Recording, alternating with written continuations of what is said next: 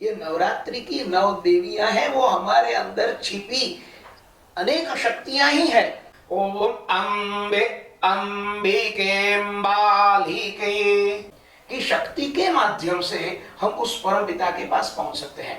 अंबा, अंबिका, अंबालिका वो जो वेद में थे वही औपनिषदिक काल में एक परम राष्ट्रीय चेतना के रूप में भी प्रस्तावित हो गए। भागवत पुराण के द्वितीय स्कंद में ही गर्भस्तुति प्राप्त होती है। विशेष रूप से नवरात्रि रात्रि काल में मनाने के पीछे का औचित्य क्या है? कालरात्रि महारात्रि मोहरात्रिश्च दारुणा।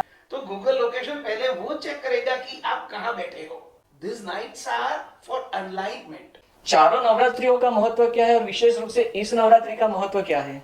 चंद्र की वृद्धि होगी, मन के विचारों की भी वृद्धि होगी, तो उपासना में स्थिरता रहेगी व्यक्ति की। कि श्री कृष्ण ने भी गोपियों को कात्यायनी व्रत के बारे में कहा था।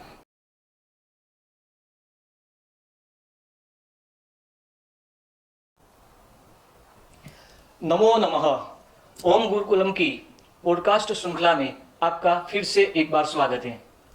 श्राद्ध पक्ष के पॉडकास्ट के लिए जिस तरह से आपने हमारा उत्साह बढ़ाया उसके लिए आपका धन्यवाद।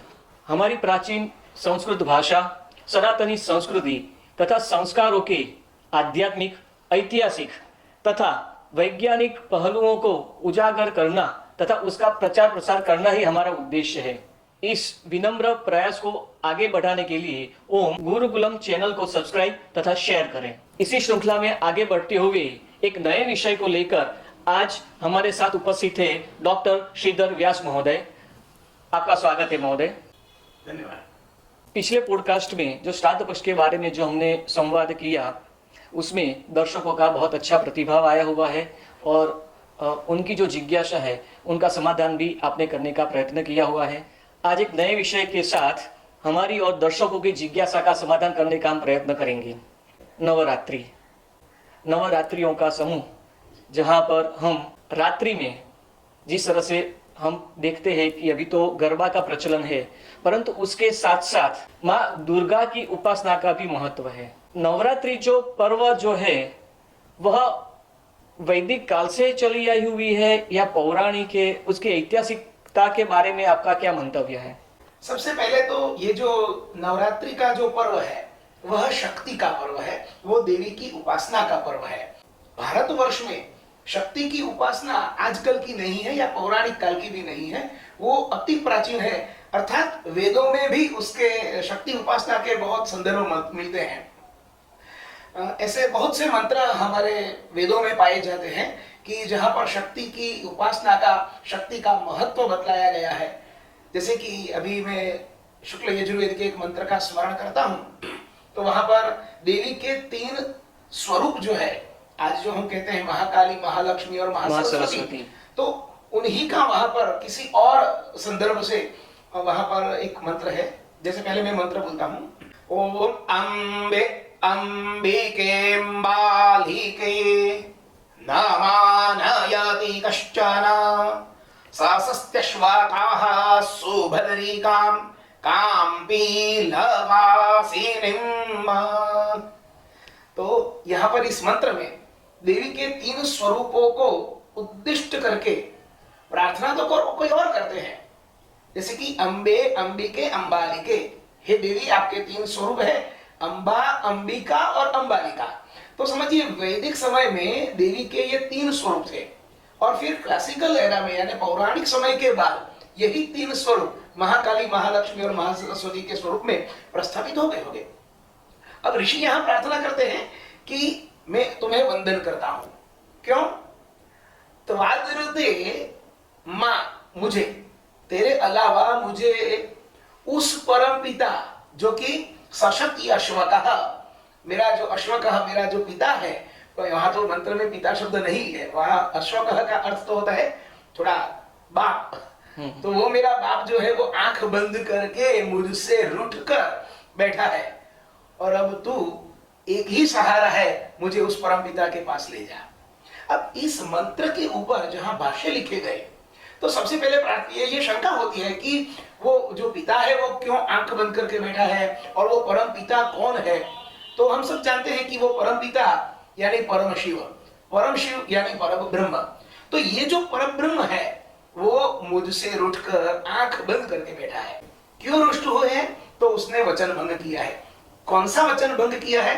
तो हमारे वहां प्रमाण है कि गर्भावस्था में रहा जीव एक चौक्कस समय पर आने पर परम पिता को प्रार्थना करता है कि मुझे इस गंदगी भरे वातावरण से निकालिए, मैं वचन देता हूं पूरा जीवन आपकी प्रार्थना करूंगा।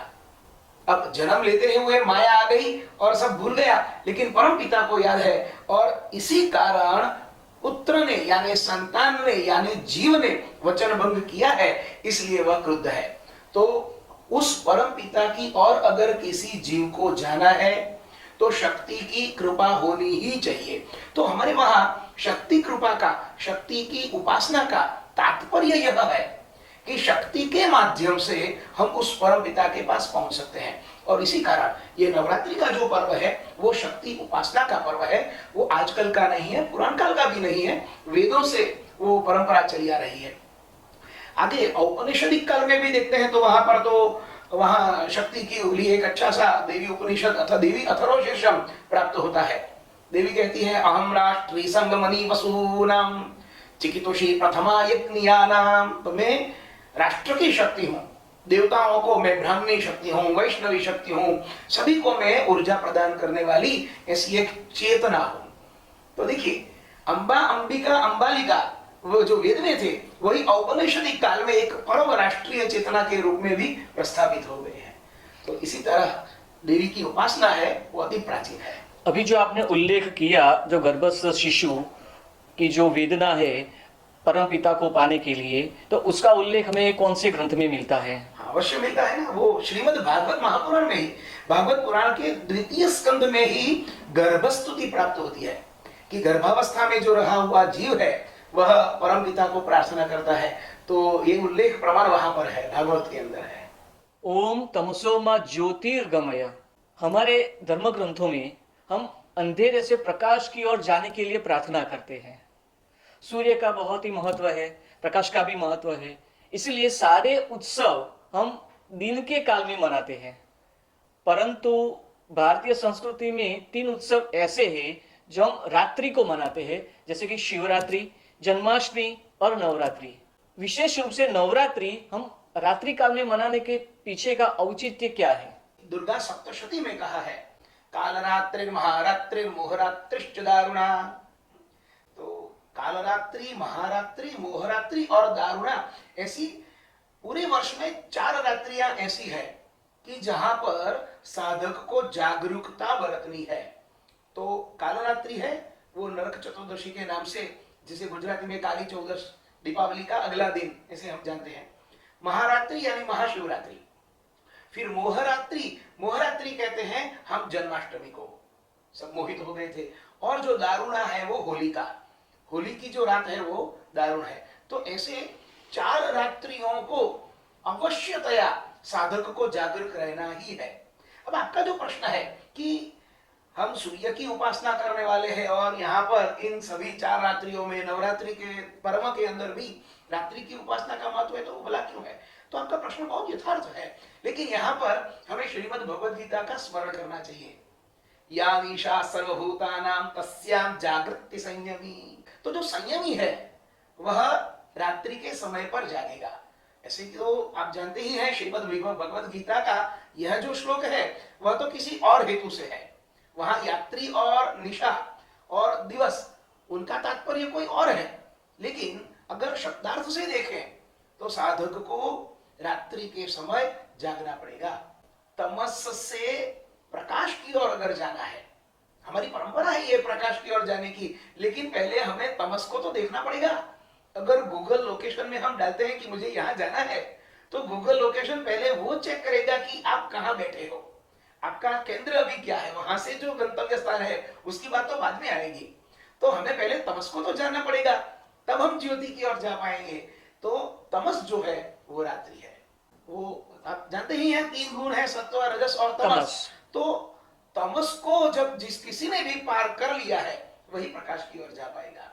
इन नवरात्रि के पर्वों के दरमियान व्यक्ति अगर सो रहा है, अगर सांसारिक वासनाओं में वो पड़ा है, अगर वो कोई और सुखोपभोग के लिए कोई काम कर रहा है या कोई ऐहिक तृष्णा के लिए काम कर रहा है तो वो सब उसके लिए वर्जित है।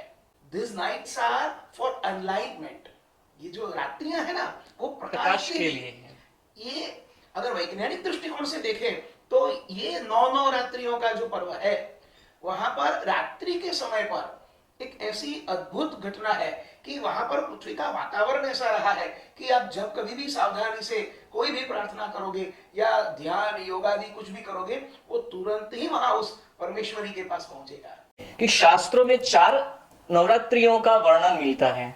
शारदीय नवरात्रि, चैत्री नवरात्रि भी है और बाकी नवरात्रियां भी है जिसको हम गुप्त नवरात्रि कहते हैं। चारों नवरात्रियों का महत्व क्या है और विशेष रूप से इस नवरात्रि का महत्व क्या है? देखिए इस विषय में हमारे पास 2 परंपराएं हैं। यहाँ शक्ति उपासना के लिए जिस प्रकार देवी के यानी जैसे कि देवी भागवतम है ऐसे पुराण भी है तो हमारे पास एक आगम ग्रंथों का भी विपुल साहित्य है, प्रचुर साहित्य है और मान्यताएं भी है। अब कुछ ऐसी भी मान्यताएं हैं और वे मान्यता कहती है कि केवल 4 नवरात्रियां नहीं है, हर दूसरे माह पर एक नवरात्रि आएगी और जो समर्पित शाक्त है, जो शाक्त संप्रदाय से जुड़ा हुआ है, समर्पित, जो पूर्णतया दीक्षित है, वो उन एक माह को छोड़ के प्रति दूसरे माह पर आने वाली नवरात्रि को अनुष्ठान करेगा। लेकिन इस मान्यता का इतना चलन नहीं है। हम जानते हैं 4 ही नवरात्रियां होती है तो इन चारों नवरात्रियों का मूलभूत कारण वैज्ञानिक है। वैज्ञानिक इस कारण कि ये ऐसे समय पर नवरात्रियां आती है कि जब पर्यावरण जो है वह कुछ प्रदूषित हुआ है और प्रकृति उसके अंदर नावीन्य का संचार कर रही है। जैसे कि सीजन अगर चेंज होती है, ऋतु परिवर्तन होता है और हम सब जानते हैं कि ऋतु परिवर्तन के समय कोई भी व्यक्ति है थोड़ी खांसी तो आ जाएगी, थोड़ा कुछ बीमार पड़ जाएगा। तो इस समय वह अगर एक पूरा समयावधि यानी 9 दिवस के समयावधि के दरमियान वह व्यक्ति अगर कुछ अपने आप को संभाल लेता है तो वो अच्छे से ठीक हो पाएगा, खांसी भी नहीं हो पाएगी। ऋतुओं का संधि काल आप बोलना चाहते हैं? जी जी जी, ऋतुओं का संधि काल है और ऋतु संधि काल के कारण ही वातावरण ही प्रदूषित हो जाता है। जैसे कि अभी बात करें शारद नवरात्रि की तो बारिश अभी खत्म हुई है, अब धीरे धीरे ठंड शुरू हो जाएगी तो ये ऋतु संधि काल हुआ, ऋतु संधि काल में गड़बड़ हो जाएगी।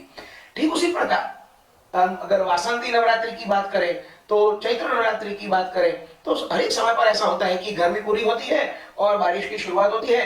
कभी ऐसा हुआ कि बारिश से ठंडी पूरी हो गई और गर्मी की शुरुआत हुई। तो ये ऋतु संधि काल में जो समस्याएं होती है उनका निवारण करने के लिए ही ये 4 अलग अलग समय पर नवरात्रियों का प्रावधान है। अब देखिए आपका दूसरा प्रश्न था कि ये शारद नवरात्र है उसका क्या महत्व है। तो ये जो शारद नवरात्र है वो शरद ऋतु में आता है, आश्विन मास में आता है। आश्विन शुक्ल प्रतिपदा से नवमी तक का ये समय है। देवी स्वयं यहाँ चंडी पाठ में कहती है कि ये चारों नवरात्रियों में जो शारद नवरात्रि का जो अनुष्ठान है वह स्वयं श्रेष्ठ है। जैसे अभी मैंने पहले कहा कि ऋतु संधि काल के समय पर यह आती है तो बाकी की जो 3 ऋतुएं हैं वहां पर बीमार होने की ऐसी कोई प्रबल धारणा नहीं है। लेकिन हंसी मजाक में कहते हैं ना वैद्यानाम शारदी माता। अगर कोई वैद्य है, कोई डॉक्टर है तो उसके लिए तो शरद ऋतु उसकी माता के समान है। क्यों? क्योंकि शरद ऋतु में तो भलभला हट्टा कट्टा होगा तो वो भी खांसने लगेगा, क्योंकि वातावरण ही उसमें तीनों नवरात्रियों के कंपैरिजन में यहाँ पर थोड़ा समय प्रदूषित अधिक रहता है। शतम जीवेम शरदः, ऐसी जो जन्मदिन के लिए हम वर्धापन देते हैं, बधाइयां देते हैं, तो उसमें भी शारद जो शरद ऋतु में आप अच्छी तरह से आपका जीवन व्यतीत हो, तो क्या इसी उल्लेख में सही है? आपकी जो बात है वह सुस्पष्ट है और संयोग्य है इसका कि वहां पर जो वैद्यानाम शारदी माता वहां पर भी शरद जो था, यहाँ पर इस मंत्र के अंश के अंदर जो आपने उच्चारण किया वहां पर भी यही अर्थ है। तो शरद ऋतु यहाँ पर इस संदर्भ से है कि शरद ऋतु जो है वह किसी न किसी प्रकार व्यक्ति को बीमार बना सकती है। तो ऐसे समय में अगर वो अधिक सावधान रहे तो श्रेष्ठ रहेगा। इसीलिए इसी नवरात्रि का अधिक महत्व है। चैत्र नवरात्रि के अलावा जो 2 नवरात्रि है उनका काल क्या रहता है? अच्छा देखिए शारद नवरात्रि है एक, तो दूसरी जो है वो चैत्र नवरात्रि है, तीसरी जो है वो माघ नवरात्रि कही जाती है और चौथी जो है वो आषाढ़ नवरात्रि कही जाती है। इन दोनों, इन चारों में माघ नवरात्रि और जो आषाढ़ नवरात्रि है, इनको गुप्त नवरात्रि ऐसे हम मान्यता से, परंपरा से स्वीकार करते हैं इन दोनों का। ऐसे तो चारों नवरात्रियां जो है वो उपासना के लिए अत्यंत श्रेष्ठ है।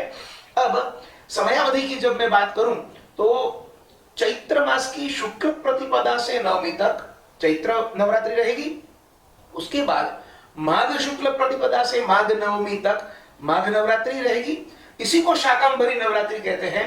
देवी ने कहा है कि शाकंभरी विख्याते तदा यास्याम्यहं भुवि, जब पृथ्वी पर अन्न आदि की अछत रहेगी तब मैं शाक के रूप में मनुष्यों का भरण पोषण करूंगी और मेरा नाम तब शाकंभरी देवी हो जाएगा। तो उन शाकंभरी देवी के स्मरण में ये शाकंभरी नवरात्रि है। उसके बाद आषाढ़ में भी नवरात्रि आती है, शुक्ल प्रतिपदा से शुक्ल नवमी, और ठीक उसी क्रम में चैत्र, ये जो आश्विन मास है, वहां पर आश्विन नवरात्रि आती है। जिस तरह से आपने कहा कि जो चारों नवरात्रियों में एक समानता शुक्ल प्रतिपदा से नवमी तक है, तो कृष्ण पक्ष नहीं परंतु शुक्ल पक्ष का यहाँ पर क्या औचित्य है? शुक्ल प्रतिपदा जो होती है वो हमारे गुजरात की जो परंपरा है उसके आधार पर एक मास की शुरुआत है। शुक्ल प्रतिपदा जो है वो हमारे हिंदू मास का आरंभ होता है। अब उसके आगे वाला जो दिन है वह अमावस्या है। तो अमावस्या अंग्रेजी में कहते हैं नो मून डे। तो वहां पर आकाश में चंद्र नहीं है, यानी शून्य है आकाश उस समय। अब ऐसे में व्यक्ति को बहुत आवश्यकता है कि उसको अपने हृदय को संभालना है, चित्त की वृत्तियों को संभालना है, और इस वृत्तियों को संभालने के लिए ही शुक्ल प्रतिपदा से जैसे जैसे चंद्रमा ग्रो होगे, वृद्धि को प्राप्त होगे, उसको ये अनुष्ठान करते रहना है। तो देखिए, अभी कुछ मिनटों पहले मैं कहा था कि वही ये ऋतु संक्रांति काल है, बैक्टीरिया अधिक हो जाएंगे। अब ऐसे में अमावस्या आएगी तो वो मन से भी शांत हो जाएगा, मन से थोड़ा कलुषित हो जाएगा, डिस्टर्ब हो जाएगा। तो कृष्ण पक्ष में अगर रखते हैं तो वहां पर अंत में अमावस्या आएगी, और शुक्ल पक्ष में अगर रखते हैं तो अंत में पूर्णिमा आएगी, यानी चंद्र ग्रो अप होगा। वहां पर चंद्र स्लो होता रहता है, डाउन होता रहता है अमावस्या के कारण। कृष्ण पक्ष में न रखा कारण यह है कि अंत में अमावस्या आएगी। यहाँ पर अमावस्या चंद्र है नहीं, वहां शुरू हुआ और धीरे धीरे पूर्णिमा है, पूर्णिमा की ओर जा रहे हैं। चंद्र की वृद्धि होगी, मन के विचारों की भी वृद्धि होगी, तो उपासना में स्थिरता रहेगी व्यक्ति की। कृष्ण पक्ष में रखेंगे तो उपासना में न्यूनता आ सकती है, इसलिए नहीं रखा है। हम ऐसे भी जोड़ सकते हैं कि जिस तरह से हमने आगे भी चर्चा की कि अंधेरे से प्रकाश की ओर हमें गति करनी है, उसके लिए हम उपासना करते हैं, तो एक संदर्भ इसके साथ भी हम इसको जोड़ सकते हैं। बहुत बहुत यथार्थ बात है। नवानाम रात्रिणाम समाहारः इति नवरात्रम इति। तो नवरात्रियों में पूजा अर्चन करने का महत्व क्या है? 10 क्यों नहीं, 8 क्यों नहीं? देवी के 9 स्वरूप है, और 9 स्वरूप भी सेकंड जनरेशन के हैं। फर्स्ट जनरेशन के अगर कहें तो वो तो है, वो पराशक्ति है। पराशक्ति है, चित शक्ति है, चैतन्य शक्ति है। कहते हैं सूर्यमंडलांतर्गता, सूर्यमंडल के अंदर जो रहने वाली जो चैतन्य शक्ति है, वही चैतन्य शक्ति यहाँ प्रकृति के रूप में भी दिखाई देती है। लेकिन उसका कोई फिजिकल फॉर्म होना चाहिए, तो उसके लिए 3 स्वरूप निकले, महाकाली, महालक्ष्मी और महासरस्वती। अब दूसरी जनरेशन में जो निकले तो वो जो थे वो ये 9 स्वरूप। और इसके लिए तो हमारे वहां पुराण ग्रंथों में एक अच्छा सा श्लोक है। पहले मैं उस श्लोक का उच्चारण करूंगा और फिर जो आपने प्रश्न पूछा है उन 9 देवियों का हम समाधान करेंगे। तो कहते हैं, प्रथमं शैलपुत्री च, द्वितीयं ब्रह्मचारिणी, तृतीयं चंद्रघंटेति, कुष्मांडेति चतुर्थकं, पंचमं स्कंदमातेति, षष्ठं कात्यायनीति च, सप्तमं कालरात्रीति, महागौरीति चाष्टकं, नवमं सिद्धिदात्री च, नवदुर्गा प्रकीर्तिताः।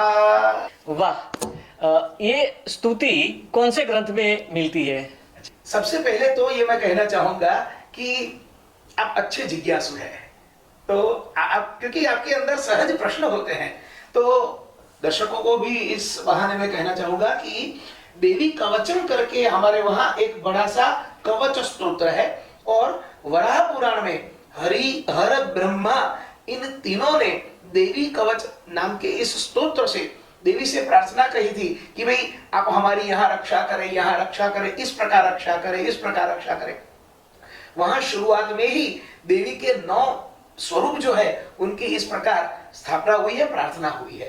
तो ये देवी कवचम का अंश है और वो वराह पुराण में प्राप्त होता है। नवरात्रि की जो 9 दिवस है उनको मुख्यतया 3 भाग में बांटा हुआ है, महाकाली, महालक्ष्मी, महासरस्वती। पहली जो 3 रात्रियां हैं वो महाकाली की है, दूसरी 3 रात्रियां हैं वो महालक्ष्मी की है और अंतिम 3 रात्रियां हैं वो महासरस्वती की है। ऐसी अलग अलग मान्यताएं हैं, उन मान्यताओं में से एक यह बात है। लेकिन इन श्लोकों को अगर देखें तो प्रथम जो दिवस है नवरात्रि का यानी प्रथम रात्रि वो प्रथमम शैलपुत्री च, वो शैलपुत्री यानी हिमालय की पुत्री नगाधिराज कन्या पार्वती की है।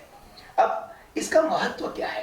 तो शैलपुत्री की उपासना करने वाला जो है वह शैल की तरह, पर्वत की तरह अड़ग रहेगा। तो अगर कोई व्यक्ति चलित स्वभाव वाला है तो वो अगर शैलपुत्री की उपासना करे, अगर कोई थक जाता है किसी मुसीबत को देखकर, वो शैलपुत्री को अगर प्रणाम करेगा, उसकी उपासना करेगा तो आत्मविश्वास बढ़ेगा, उसकी हिम्मत बढ़ेगी, डर चला जाएगा। क्योंकि ये सब हमारे अंदर रही शक्तियां ही है। जैसे हनुमान जी अपनी शक्तियां भूल गए थे, जांबवान ने याद कराया कि तुम्हारे वहां शक्ति है, चाहो तो ये समंदर को कूद कर लंका पहुंच सकते हो। हनुमान जी को याद कराने पर शक्ति याद आ गई थी। ठीक उसी प्रकार ये नवरात्रि की 9 देवियां हैं, वो हमारे अंदर छिपी अनेक शक्तियां ही है। लेकिन वो गीता कहती है ना, यथोल्बेनावृतं गर्भः, तो हमारे वहां सब ढक गया है। इन उपासनाओं के माध्यम से वो सब जग जाएगा। तो शैलपुत्री की उपासना करने से व्यक्ति की हिम्मत बढ़ेगी, पर्वत की तरह वह अड़ग रहेगा, किसी भी समस्या को देखकर वह व्यक्ति विचलित नहीं होगा। प्रथम शैलपुत्री का जो आपने उल्लेख किया, तो पर्वतराज की पुत्री जो सती का पुनर्जन्म हुआ था जी, और सती ने जो साधना की और उसकी वजह से कुमार संभव में भी उसको अपर्णा नाम दिया गया था। जिस तरह से गर्मियों में भी आग के बीच में उसने साधना की, हिमालय की ठंडी में बर्फ के बीच में भी साधना की, तो हम उससे भी जोड़ सकते हैं कि साधना के लिए आपका मन भी अडिग होना चाहिए। With full of determination we have to do some task. जी जी, बहुत सत्य है। द्वितीयम ब्रह्मचारिणी, तो द्वितीय नवरात्र जो है वह ब्रह्मचारिणी को समर्पित है। तो ये ऐसी देवी है, वह हमें जो ब्रह्मचर्य का पालन करने में हमें सावधान रखेगी। अब ब्रह्मचर्य का अर्थ बहुत सूक्ष्म है, उस परब्रह्म से सम्मिलित होना है। और जब परब्रह्म से सम्मिलित होना है तो हमें बहुत सूक्ष्म होना पड़ेगा। माया और सब प्रकार की वृत्तियों को दूर करके अति सूक्ष्म बनेंगे, अपने आत्म तत्व को जानेंगे, तब परब्रह्म को पहुंचेंगे। तो ब्रह्मचारिणी जी है वो आपके आत्म तत्व को जगाने वाली है और उस प्रकार ब्रह्मचर्य का पालन करने में आपको समर्थ बनाएगी।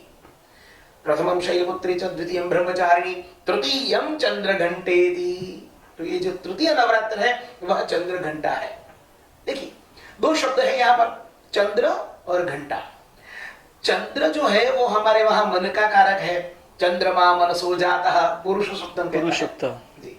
तो मन है और घंटा, घंटा जब बैल बजेगा तो व्यक्ति सावधान हो जाएगा।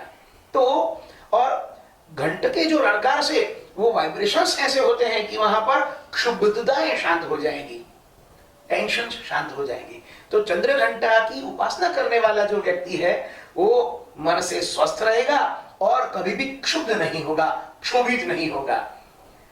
तृतीयम चंद्र घंटेति कुष्मांडेति चतुर्थकम। तो यहाँ पर कुष्मांडा शब्द है और कुष्मांड शब्द को हम जानते हैं एक फल विशेष, एक सब्जी के रूप में कुष्मांड, उसका शाक बनता है, सब्जी बनती है।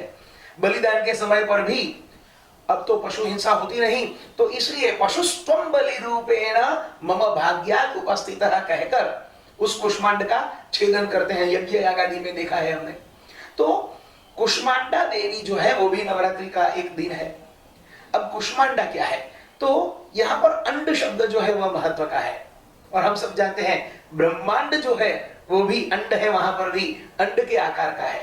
तो जो व्यक्ति कुष्मांडा की आराधना करेगा वो अपने आप को इस ब्रह्मांड का एक अंश देख पाएगा। देखिए, समस्या तभी आती है जब हम स्वकेंद्रित बन जाते हैं। मैं, मेरा, धृतराष्ट्र और दुर्योधन की हालत हम देखते हैं। मामका पांडवाश्च। तो ये जो वृत्ति है हमारी, ये वृत्ति अगर चेंज हो जाए और हम सबको वैश्विक रूप से देखें, तो सब मेरे हैं, मैं सबका हूं, तो ये दृष्टिकोण कब आएगा?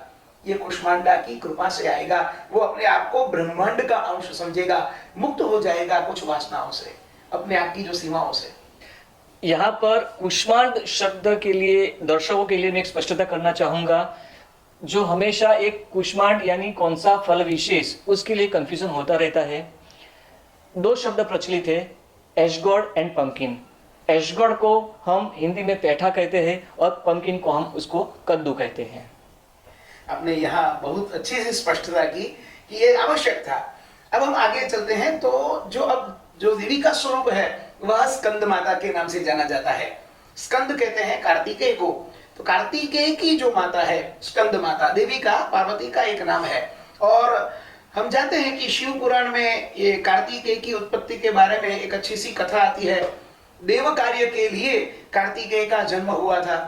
अच्छी सी कथा है, लेकिन समय विस्तार से हम नहीं कहते हैं। लेकिन देवी का यह स्कंद माता का जो स्वरूप है, तो इसका भाव यह है कि अगर देवी को पुत्र के नाम से याद करके, स्मरण करके या उसकी उपासना करके हम व्रत करते हैं, तो देवी विशेष आशीर्वाद प्रदान करेगी। और दूसरी तरफ स्कंद के नाम से अगर हम यह व्रत करते हैं, तो स्कंद जिस प्रकार एक लीडरशिप का भाव रखते हैं, क्योंकि वो देवताओं की सेना के सेनापति थे, तो व्यक्ति के अंदर लीडरशिप के गुण वहां डेवलप हो गए इस स्कंद माता के अनुष्ठान के द्वारा। अब आगे चलते हैं। कात्यायनी, षष्ठम कात्यायनी। तो जो देवी का छठा रूप है, नवरात्रि का जो छठा दिवस है, वह कात्यायनी के नाम से है। कात्यायनी ही महिषासुर मर्दिनी है। महिष जो भैंसे का रूप लेकर देवी के सामने युद्ध करने के लिए आया था, देवी ने उसको शांत कर दिया, परास्त कर दिया। अब यहां से सीखना हमें यह है कि हमारे अंदर भी महिषासुर जागृत है। हमारे अंदर जो महिष यानी भैंसे के जैसी बुद्धि है, जड़ बुद्धि जो है, शंका कुशंका में जो फंसी रहती है, वहम में फंसी रहती जो बुद्धि है, कुछ गलत मान्यताओं में फंसी बुद्धि है, उसको ये महिषासुर का स्वरूप कहा गया है। और कात्यायनी की उपासना करने वाला शुद्ध बुद्धि वाला हो जाएगा, निसंशय हो जाएगा, उसके अंदर फिर शंकाएं नहीं रहेंगी। तो यह था कात्यायनी का स्वरूप। श्री कृष्ण की कुल देवी का नाम भी कात्यायनी ही है। जी सही है। और अब इस विषय में भी बता दूं कि श्री कृष्ण ने भी गोपियों को कात्यायनी व्रत के बारे में कहा था। तो ये कात्यायनी महामाये महायोगिन यधीश्वरी नंद गोप सुतम देवम पतिम में कुरुते नमः, यह श्लोक श्रीमद् भागवत में पाया जाता है। कात्यायनी की उपासना करने वाली कोई भी कंवारी कन्या है जो अच्छे वर की प्राप्ति के लिए कात्यायनी का व्रत करेगी, अथवा श्रीमद् भागवत में कहा गया यह श्लोक, इसका अनुष्ठान करेगी, अच्छे से पति को प्राप्त करेगी। तो कात्यायनी का महिमा इस प्रकार भी अपरंपार है। आगे चलते हैं। अब जो है सप्तमम कालरात्रि, जो सातवां स्वरूप है वह कालरात्रि का है देवी का। कालरात्रि जो है वो भयानक रात्रि है। महाकाली जो है वो इस प्रकार भयानक है, दुर्गा कहते हैं ना, तो दुर्गा जो है वह दुर्गमा है, दुराराध्या है। यह संस्कृत शब्द है जिसके पास आप बहुत सरलता से नहीं पहुंच सकते। जो दुराराध्या है, जिसकी आराधना भी उतनी सरल नहीं है। दुखेन प्राप्यते इति। जी सही है, दुखेन प्राप्यते, जो दुख से प्राप्त होती है। तो हमारे वहां हठ योग बताया गया है। तो ये देवी जो है वो कष्ट से प्राप्त होती है, हठ योग से प्राप्त होती है।